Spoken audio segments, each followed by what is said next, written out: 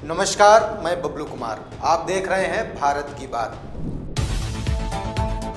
एक हफ्ते पहले उत्तर प्रदेश के बस्ती जिले में फर्जी प्रमाण पत्र के जरिए जमीन बेचने संबंधित खबर और इससे जुड़े हुए रैकेट का भंडाफोड़ किया गया था।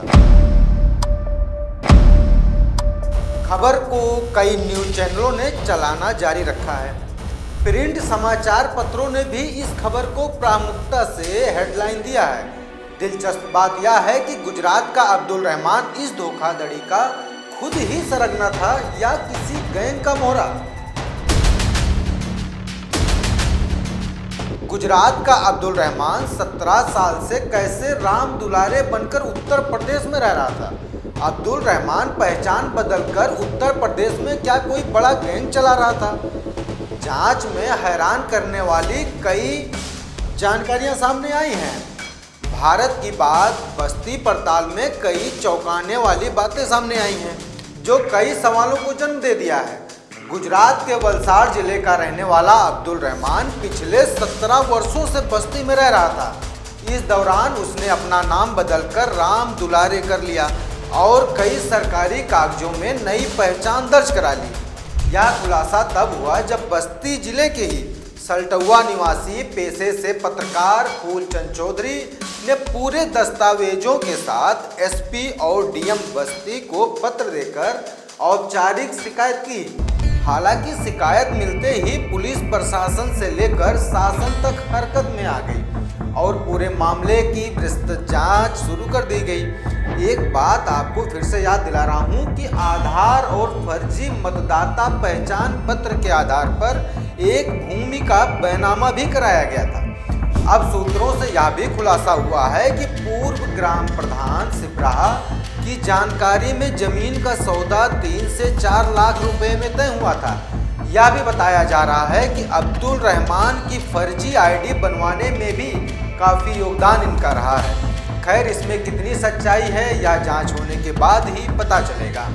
सूत्रों के मुताबिक जब मामले की गहराई से जांच शुरू की गई तो पता चला कि पिछले कई वर्षों से अब्दुल रहमान की गतिविधियां संदिग्ध थीं। वहीं राम दुलारे से संबंधित जब गांव के वास्तविक रिकॉर्ड खंगाले गए तो असली राम दुलारे का कोई अता पता नहीं मिला।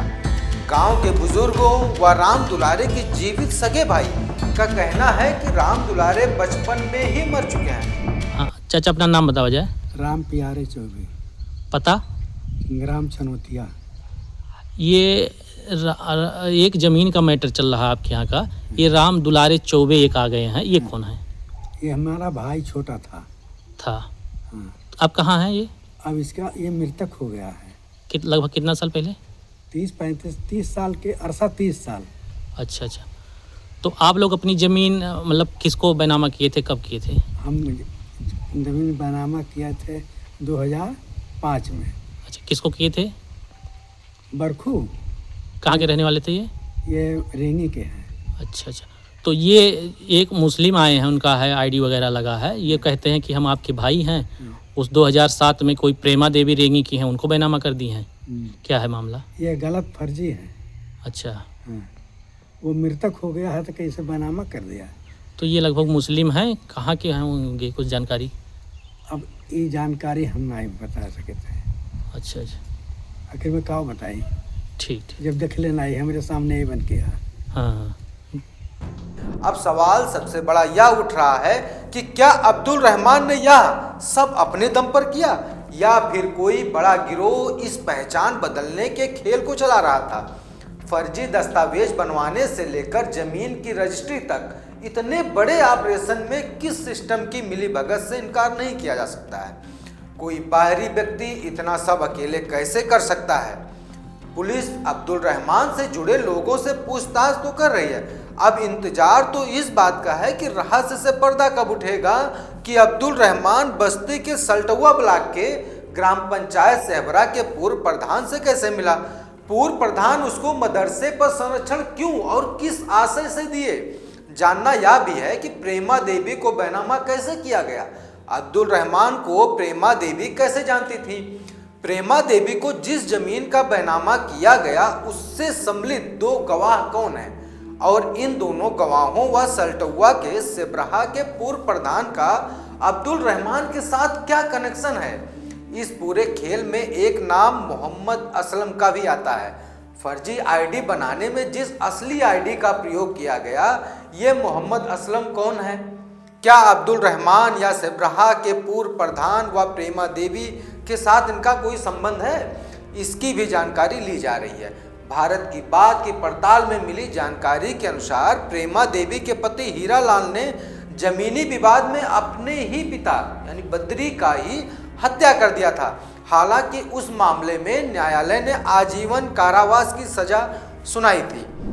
फिलहाल इस प्रकरण में जिले से दिल्ली तक सभी जांच एजेंसियां जांच में लग गई हैं। जल्द ही और भी बड़े खुलासे होने वाले हैं। मुख्यमंत्री कार्यालय व प्रमुख सचिव गृह संजय प्रसाद को पत्र के माध्यम से मामला संज्ञान में दिया गया है। पुलिस अधीक्षक बस्ती अभिनंदन सिंह ने बताया है कि इस प्रकरण में सीओ रुधौली स्वर्णमा सिंह जांच कर रही थी।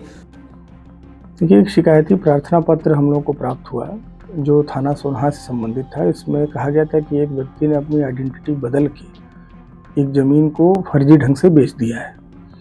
तत्काल इस सूचना पर हम सभी लोगों ने इसका संज्ञान लिया और सीओ रुधौली द्वारा इस पूरे प्रकरण की जांच की जा रही है। तमाम जो ज़मीन को बेचने से संबंधित दस्तावेज हैं उनको खंगाला जा रहा है। गांव में जाकर लोगों से बातचीत की जा रही है कि कौन सा व्यक्ति था जिसने अपनी आइडेंटिटी छिपा के और इस तरह का कृत्य किया है, और जांच रिपोर्ट मिलते ही इसमें प्रभावी वैधानिक कार्रवाई कराई जाएगी। सूत्रों से पता चला है कि स्वर्णमा सिंह जांच में काफी शिथिलता बरत रही थी। अभी हमारे थाना क्षेत्र सोनहा से घटना संज्ञान में आई है कि एक व्यक्ति जो कि थाना क्षेत्र सोनहा का मूल निवासी नहीं है, एक मुस्लिम है और अपना नाम बदलकर थाना सोनहा के एक स्थानीय निवासी का नाम लेकर कई वर्षों से यहाँ पे निवास कर रहा है। जैसे हमारे संज्ञान में घटना आई है, हमने तुरंत जांच शुरू कर दी है और जांच में तथ्यों के प्रकाश में आते ही सभी के विरुद्ध उचित विधिक कार्रवाई हम करेंगे। क्या नाम बदल के रहा? ये राम दुलारे चौबे करके एक व्यक्ति हैं, उनका नाम लेके प्रथम दृष्टया हमें पता चला कि रह रहे हैं, जिससे उनको हटाकर नवनियुक्त क्षेत्राधिकारी रुधौली कुलदीप सिंह यादव को जांच सौंप दी गई है। जांच उपरांत अग्रिम कार्यवाही की जाएगी। इस प्रकरण में और अपडेट पाने के लिए बने रहिए हमारे साथ, देखते रहिए भारत की बात। नमस्कार।